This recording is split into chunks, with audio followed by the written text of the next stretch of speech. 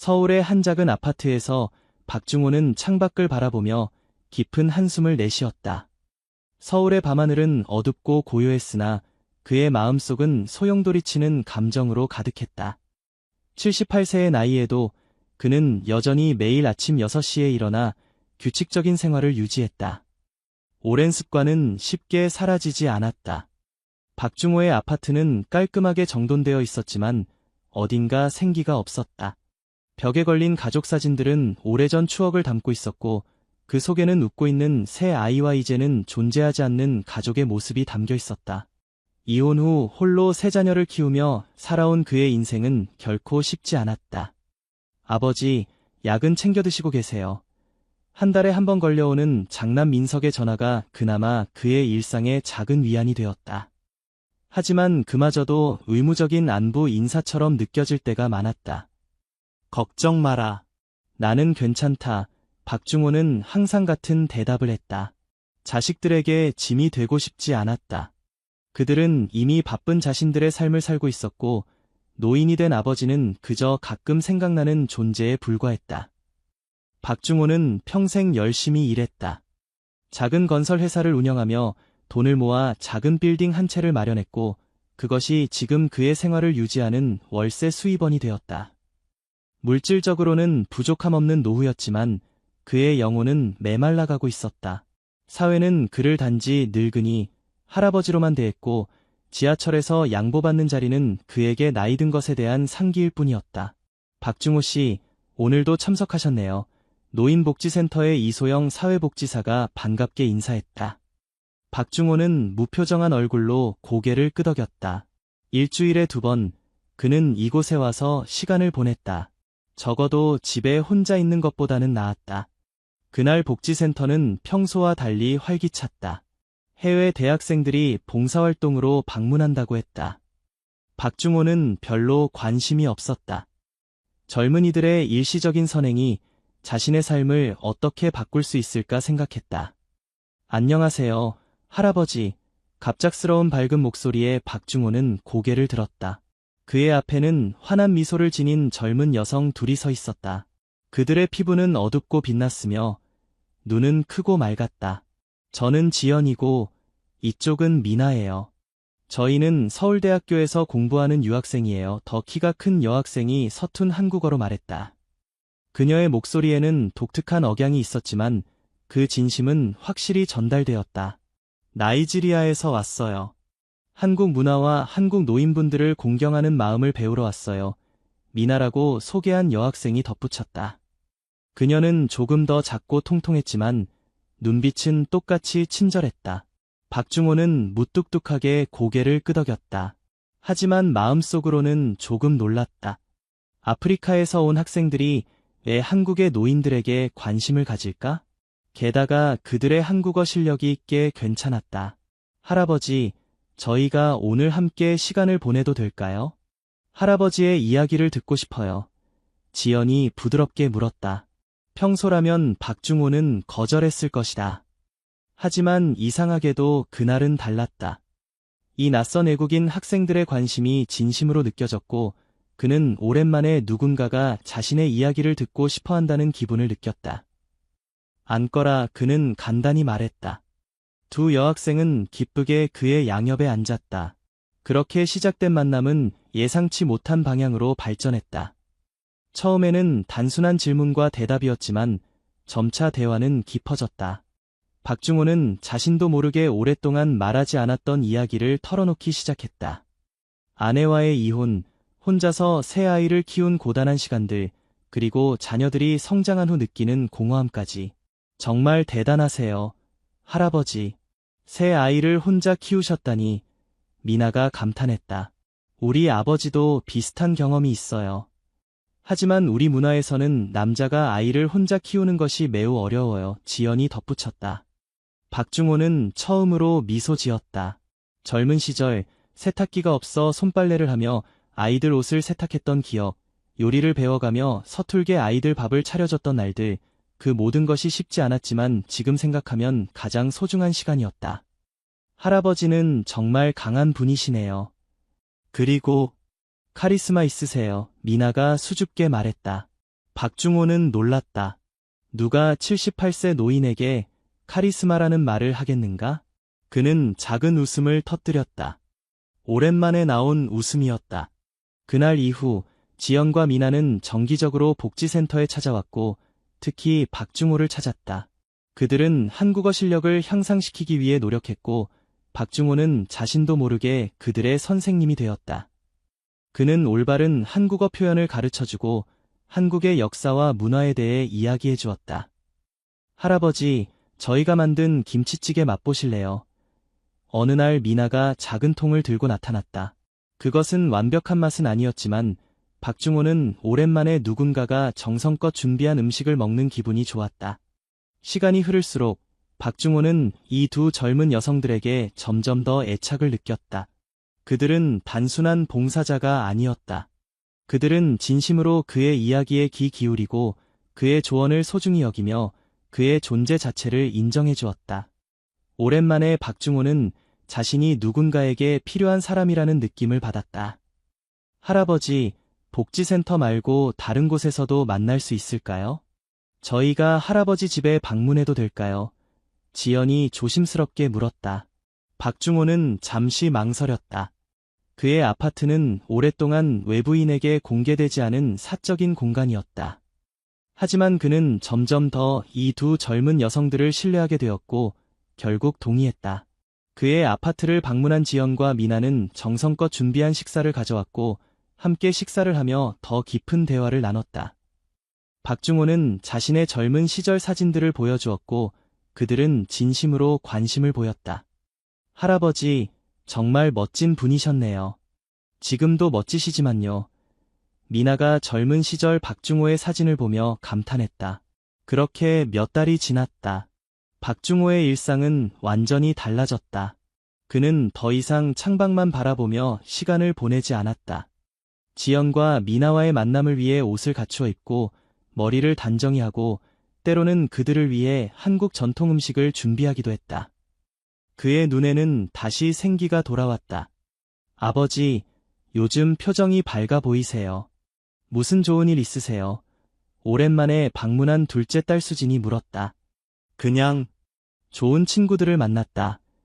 박중호는 간단히 대답했다. 그는 아직 자신의 자녀들에게 지연과 미나에 대해 자세히 이야기하지 않았다. 왜냐하면 그 자신도 이 관계가 정확히 무엇인지 정의 내리기 어려웠기 때문이다.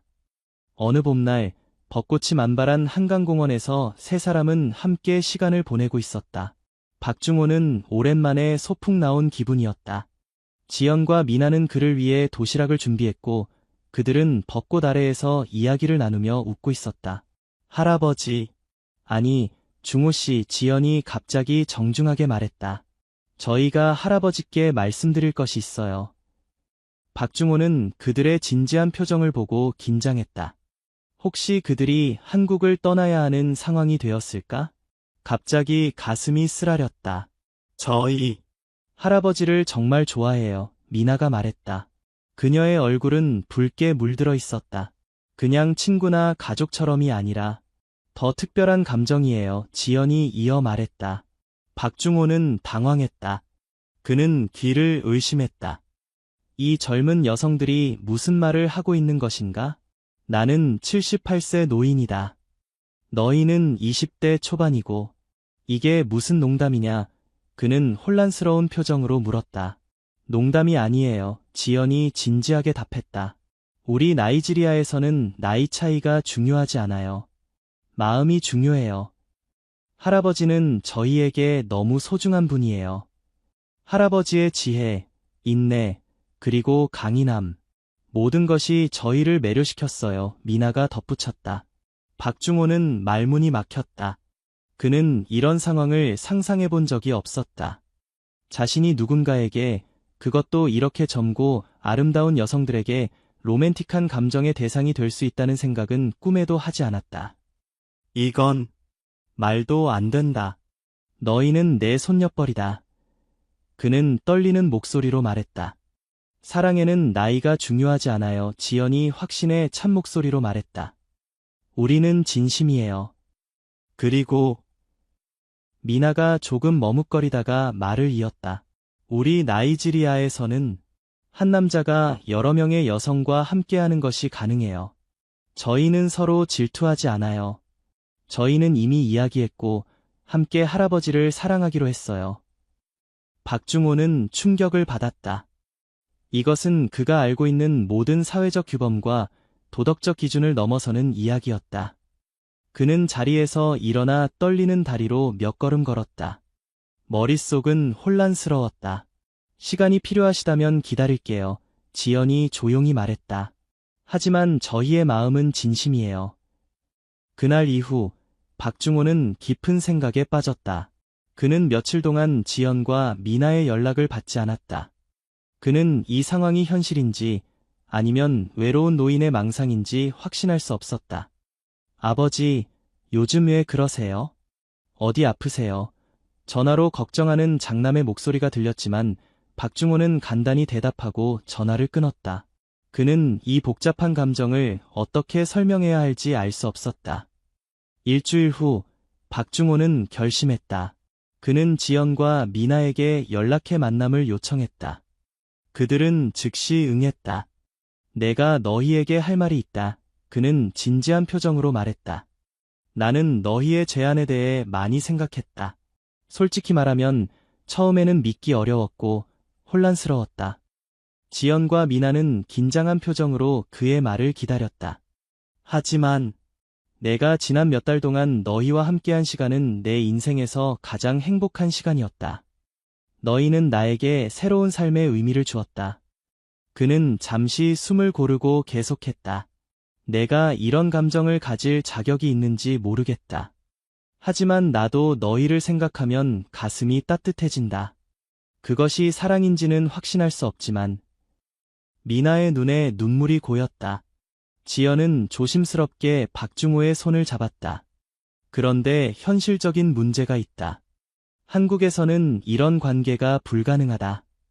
사회적으로, 법적으로. 우리는 방법을 알고 있어요. 지연이 말했다. 할아버지가 저희와 함께 나이지리아로 오시면 돼요. 그곳에서는 우리가 진정한 가족이 될 수 있어요. 박중호는 놀랐다. 나이지리아로? 그는 한국을 떠나 본 적이 없었다. 그는 이곳에 자신의 모든 것이 있었다. 자녀들, 집, 추억들. 너무 갑작스러운 제안이다. 그는 머뭇거리며 말했다. 천천히 생각해보세요. 미나가 부드럽게 말했다. 저희는 할아버지를 기다릴 수 있어요. 하지만 저희는 진심이에요. 저희는 할아버지와 함께 새로운 삶을 시작하고 싶어요. 그날 밤 박중호는 잠을 이루지 못했다.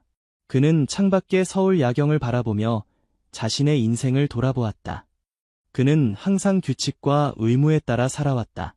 자녀들을 위해, 사회의 기대에 부응하기 위해 자신의 욕망과 감정을 억눌러왔다. 그런데 지금 인생의 황혼기에 이런 기회가 찾아왔다. 이것은 운명의 장난인가? 아니면 마지막 기회인가? 몇 주 동안의 깊은 고민 끝에 박중호는 결심을 굳혔다. 그는 자녀들을 불러 모았다. 내가 중요한 결정을 내렸다. 그는 차분하게 말했다.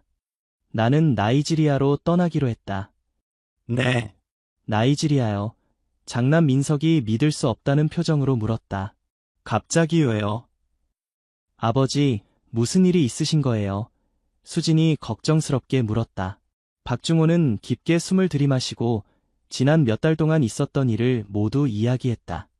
지연과 미나와의 만남, 그들과 함께한 시간, 그리고 그들의 제안까지. 미쳤어요. 아버지, 민석이 소리쳤다. 그들은 아버지의 재산을 노리는 사기꾼일 거예요. 맞아요, 아버지. 그런 젊은 여자들이 왜 78세 노인을 좋아하겠어요? 분명히 다른 목적이 있을 거예요. 셋째 아들 준호도 동의했다. 너희들이 모르는 것이 있다. 박중호는 조용히 말했다. 나는 이미 내 재산을 정리했다. 빌딩은 너희에게 나눠주기로 했고 월세 수입의 일부만 나에게 올 것이다. 그들이 내 재산을 노리는 것이라면 이미 실망했을 것이다. 자녀들은 놀랐다. 그들은 아버지가 이렇게 철저히 준비했다는 사실에 충격을 받았다. 그래도 안 돼요. 아버지. 수진이 눈물을 글썽이며 말했다. 아버지 나이에 그런 먼 나라에 가시면 건강은 어떻게 하시려고요? 의료 시스템도 한국만큼 좋지 않을 거예요. 나는 내 선택을 했다. 박중호의 목소리에는 단호함이 있었다. 평생 나는 가장으로서, 아버지로서 의무를 다했다. 이제는 나 자신을 위해 살고 싶다. 남은 시간이 얼마 없다는 것을 알고 있다. 그 시간을 행복하게 보내고 싶다. 자녀들은 계속해서 반대했지만 박중호의 결심은 확고했다. 마침내 그들은 아버지의 결정을 존중해야 한다는 것을 깨달았다. 그들은 여전히 걱정했지만 아버지의 행복을 위해 물러섰다. 적어도 정기적으로 연락은 주세요. 수진이 아버지를 꼭 안으며 말했다. 그래, 약속한다. 박중호는 딸의 등을 토닥이며 대답했다. 마침내 모든 준비가 끝났다. 박중호는 자신의 아파트를 정리하고 필요한 서류를 준비하고 나이지리아 비자를 신청했다. 지연과 미나는 모든 과정에서 그를 도왔고 나이지리아에서의 새로운 삶에 대해 설명해 주었다. 할아버지, 우리 마을은 아부자 근처에 있어요. 수도에서 그리 멀지 않아 현대적인 시설도 이용할 수 있어요. 지연이 지도를 보여주며 설명했다. 저희 가족들이 할아버지를 기다리고 있어요. 모두 할아버지에 대해 들었고 만나고 싶어 해요. 미나가 기쁘게 말했다. 출발 전날 밤, 박중호는 마지막으로 서울의 야경을 바라보았다. 78년의 인생 대부분을 이 도시에서 보냈다. 이곳에는 그의 기쁨과 슬픔, 성공과 실패, 모든 추억이 담겨 있었다. 그는 이 도시를 떠나는 것이 아쉬웠지만 동시에 새로운 삶에 대한 기대로 가슴이 뛰었다. 내일이면 모든 것이 달라질 것이다. 그는 작은 목소리로 중얼거렸다. 다음 날 인천국제공항에는 박중호의 자녀들과 지연, 미나가 함께 있었다. 박중호는 3명의 자녀를 각각 꼭 안아주었다. 걱정하지 마라. 나는 괜찮을 것이다. 그는 미소를 지으며 말했다. 비행기가 이륙하는 순간 박중호의 마음은 묘한 감정으로 가득 찼다.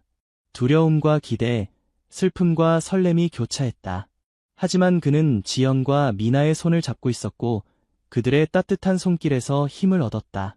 나이지리아에 도착한 첫날, 박중호는 문화적 충격을 받았다. 모든 것이 달랐다. 날씨, 음식, 사람들, 언어. 하지만 지연과 미나의 가족들은 그를 열렬히 환영했다. 그들은 박중호를 위해 특별한 환영 행사를 준비했고 그를 존경과 사랑으로 대했다. 이분은 우리 마을의 새로운 어르신이십니다. 우리 모두 존경으로 맞이합시다. 지연의 아버지가 마을 사람들에게 소개했다. 박중호는 자신이 이방인이 아닌 존경받는 어른으로 대접받는 것에 감동했다.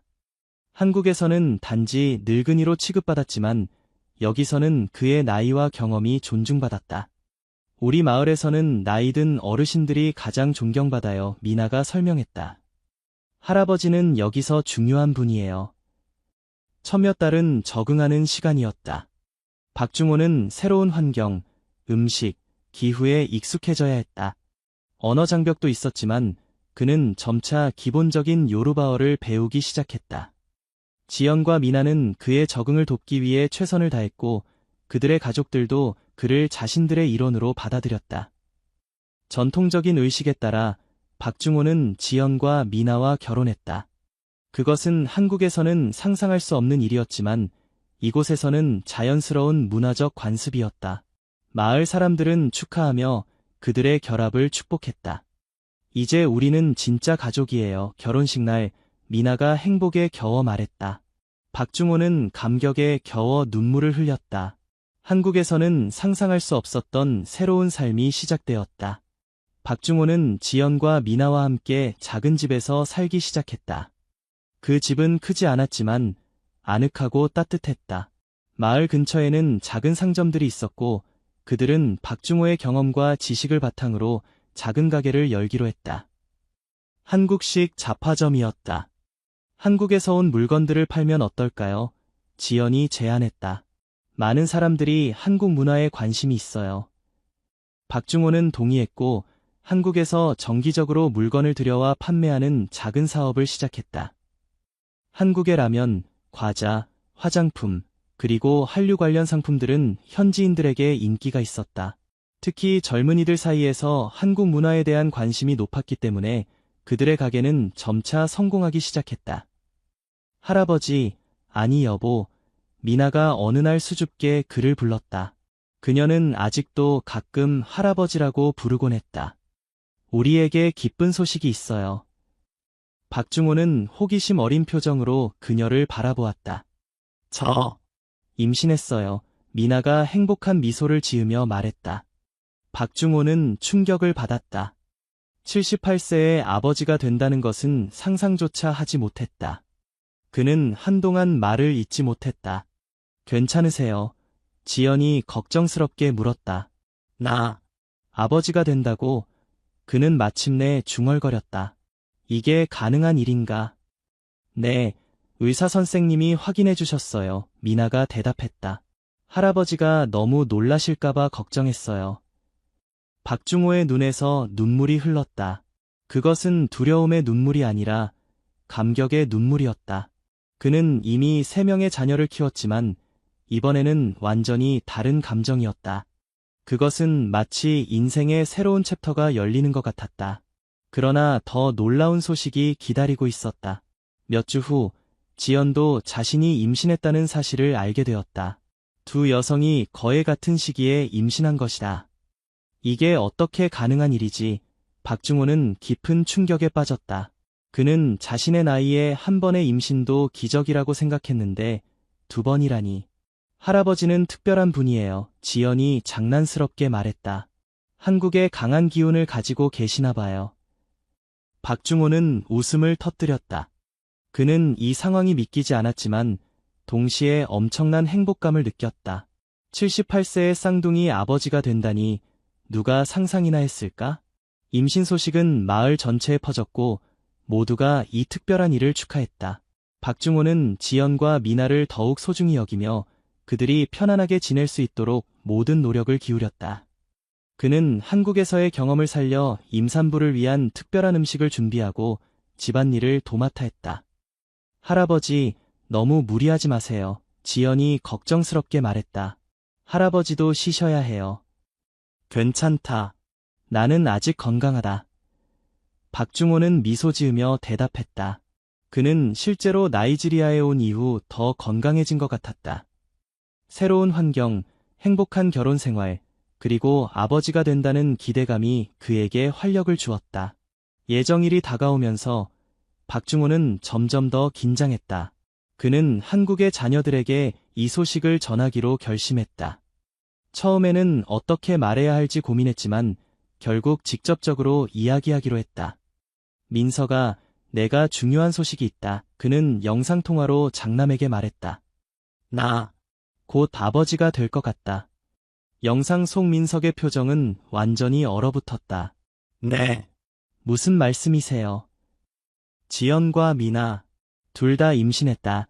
박중호는 조심스럽게 말했다. 민석은 말을 잇지 못했다. 그의 뒤에서 수진이 화면으로 다가왔다. 아버지, 농담이세요? 그게 어떻게 가능해요? 수진이 충격받은 목소리로 물었다. 나도 처음에는 믿기 어려웠다. 하지만 의사가 확인해줬어. 박중호는 차분하게 대답했다. 한국의 자녀들은 이 소식을 받아들이기 어려워했다. 그들은 아버지가 속았거나 아니면 다른 이유가 있을 거라고 생각했다. 하지만 시간이 지나고 임신이 계속 진행되면서 그들은 점차 현실을 받아들이기 시작했다. 아버지, 정말 행복하세요? 어느 날 수진이 조심스럽게 물었다. 그래, 내 인생에서 가장 행복한 시간이다. 박중호는 진심으로 대답했다. 마침내 출산의 날이 왔다. 미나가 먼저 출산했고 건강한 남자아이를 낳았다. 박중호는 아들을 팔에 안고 눈물을 흘렸다.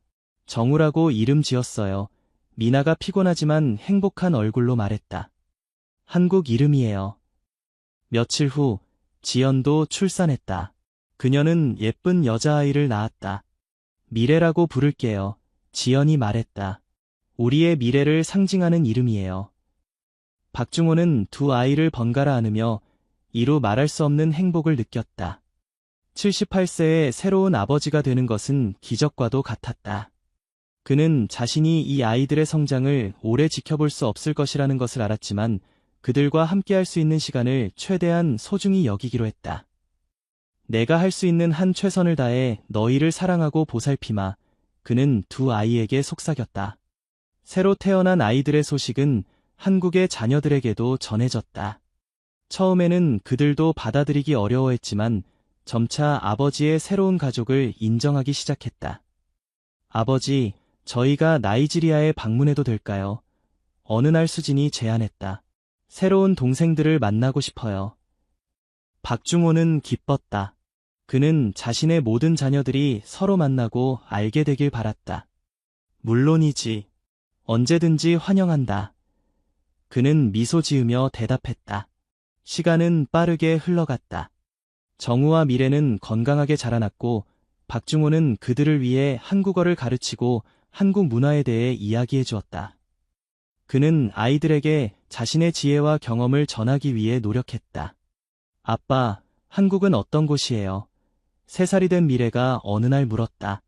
한국은 아름다운 나라란다. 사계절이 뚜렷하고 산과 바다가 있지. 박중호는 딸의 머리를 쓰다듬으며 대답했다. 언젠가 너희를 데려가서 보여주마. 박중호의 한국 자녀들은 마침내 나이지리아를 방문했다. 처음에는 어색했지만 그들은 점차 아버지의 새로운 가족과 친해지기 시작했다. 특히 정우와 미래는 그들의 한국 형제자매들에게 즉시 마음을 열었다. 삼촌, 정우가 민석에게 달려가 안겼다. 민석은 잠시 당황했지만 곧 미소를 지으며 그를 안아주었다. 아버지, 정말 대단하세요. 수진이 말했다. 이렇게 행복한 가정을 이루시다니. 박중호는 모든 자녀들이 함께 있는 모습을 보며 감격했다. 그의 인생은 예상치 못한 방향으로 흘러갔지만 그는 이보다 더 행복할 수 없었다. 그러나 시간이 지나면서 박중호의 건강은 서서히 악화되기 시작했다. 82세가 되었을 때 그는 심장 문제로 병원에 입원해야 했다. 지연과 미나는 밤낮으로 그를 돌보았고 정우와 미래는 아버지의 회복을 위해 매일 기도했다. 여보, 잘 회복하셔야 해요. 지연이 병상에 누운 박중호의 손을 잡으며 말했다. 우리에게는 아직 할 일이 많아요. 박중호는 미소를 지었다.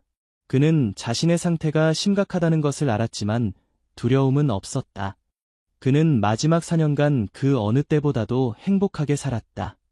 내 인생은 충분히 행복했다. 그는 조용히 말했다. 너희와 함께한 시간은 내 인생에서 가장 소중한 선물이었어. 한국의 자녀들은 아버지의 상태를 듣고 즉시 나이지리아로 달려왔다. 그들은 이제 아버지의 새로운 가족을 완전히 받아들였고 함께 그를 돌보았다. 아버지, 한국으로 돌아가시는 건 어떠세요? 그곳이 의료시설이 더 좋아요. 민석이 제안했다. 하지만 박중호는 고개를 저었다. 나는 여기 있고 싶다. 내 가족 곁에서. 그의 상태는 좋아졌다, 나빠졌다를 반복했다. 하지만 그는 항상 미소를 잃지 않았다. 특히 정우와 미래가 곁에 있을 때는 더욱 그랬다. 아빠, 빨리 나와서 우리랑 놀아줘요. 미래가 눈물을 글썽이며 말했다. 그래, 내 공주. 아빠가 노력할게. 박중호는 약한 목소리로 대답했다. 어느 평화로운 저녁, 박중호는 모든 가족이 지켜보는 가운데 조용히 숨을 거두었다. 그의 얼굴에는 평온한 미소가 머물러 있었다. 그는 83세였고 마지막 5년을 진정한 행복 속에서 살았다. 장례식은 나이지리아 전통과 한국 전통이 혼합된 형태로 치러졌다. 마을 사람들은 모두 모여 박중호의 삶을 기렸고 그가 마을에 가져온 변화와 기쁨에 감사를 표했다. 아버지는 진정으로 용기 있는 분이셨어요. 수진이 장례식에서 말했다. 우리가 이해하지 못했을 때도 아버지는 자신의 행복을 위해 모든 것을 걸었어요. 그리고 그 결정이 옳았다는 것을 우리에게 보여주셨어요. 지연과 미나는 슬픔에 잠겼지만 동시에 박중호와 함께한 시간에 감사했다. 그들은 정우와 미래에게 아버지의 이야기를 계속해서 들려주기로 약속했다. 너희 아버지는 대단한 분이셨어. 미나가 아이들에게 말했다. 그분은 사랑을 위해 모든 것을 버리고 새로운 삶을 시작하셨어. 그것이 진정한 용기야. 정우와 미래는 비록 어렸지만 아버지의 사랑을 기억했다. 그들은 아버지가 들려준 한국 이야기, 가르쳐준 한국어, 그리고 무엇보다 아버지의 따뜻한 품을 잊지 않았다. 박중호의 유산은 두 세계를 연결하는 다리가 되었다. 그의 한국 자녀들은 정기적으로 나이지리아를 방문하기 시작했고, 지연과 미나도 아이들을 데리고 한국을 방문했다. 정우와 미래는 한국어와 요르바어를 모두 유창하게 구사하며 두 문화 사이에서 자랐다. 할아버지가 보시면 정말 자랑스러워하실 거예요. 수진이 10살이 된 정우와 미래를 바라보며 말했다. 박중호의 이야기는 마을에서 전설이 되었다. 사람들은 그가 어떻게 78세의 나이에 새로운 삶을 시작했는지, 어떻게 두 여성과 사랑에 빠졌는지, 그리고 어떻게 83세의 두 아이의 아버지로서 행복하게 삶을 마감했는지 이야기했다.